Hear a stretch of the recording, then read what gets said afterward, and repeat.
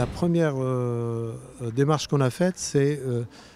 une action pour mettre en cause la responsabilité de SIA Habitat qui ne met pas à notre disposition un logement sûr, puisqu'on n'a pas un toit sûr,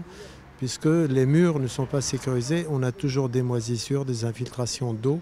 auxquelles il n'a pas été remédié. Deuxième partie, ça sera au pénal, et là on est en train de travailler avec des avocats spécialistes en matière immobilière pour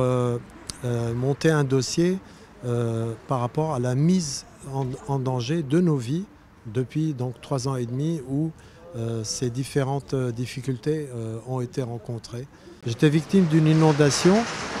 suite à la rupture du clapet de mon compteur d'eau, donc qui a inondé le bâtiment en dessous. Mais ce qui est plus grave, c'est que ça fait 3 ans et demi que les eaux pluviales qui s'infiltrent du toit du bâtiment A et du toit du bâtiment B vont dans les murs, et puis